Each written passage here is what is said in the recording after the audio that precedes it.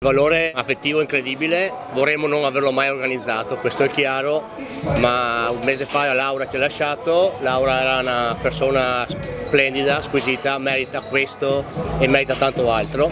Questo è poco quello che noi possiamo fare, ma cerchiamo di farlo in sua memoria. Dopo aver lasciato il basket giocato a causa della malattia, è rimasta nell'ambiente ed è diventata subito una persona affidabilissima, dandoci una mano a livello di segreteria sportiva prima e poi anche a livello di organizzazione.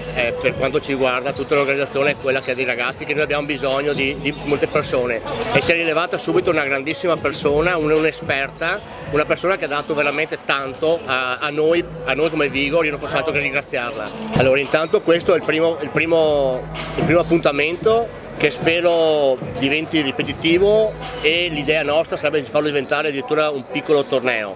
Queste sono cose che ci siamo però organizzato proprio in velocità negli ultimi 15-20 giorni. Intanto facciamo questo e vediamo di ripeterlo sempre con gli amici di Pieve, che sono stati l'altra società dove Laura ha collaborato, oltre al basket femminile con Eliano naturalmente. Poi vedremo se riusciremo a creare qualcosa di più completo sempre in questo periodo o nel periodo dove Laura è mancata. Adesso valuteremo. Beh, innanzitutto un valore relativo alla sensibilizzazione rispetto a un problema che colpisce purtroppo tanti giovani.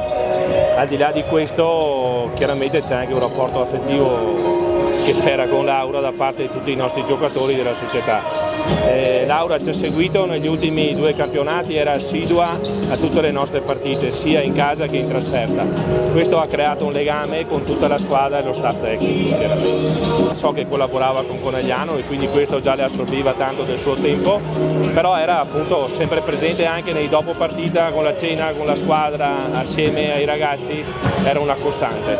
Ma io mi auguro che innanzitutto questo diventi un appuntamento che si debba ripetere di anno in anno, e poi stiamo pensando per la prossima stagione anche a qualcosa che coinvolga il settore giovanile, sempre nella direzione di sensibilizzare rispetto a questa problematica e di raccogliere fondi per l'AIL.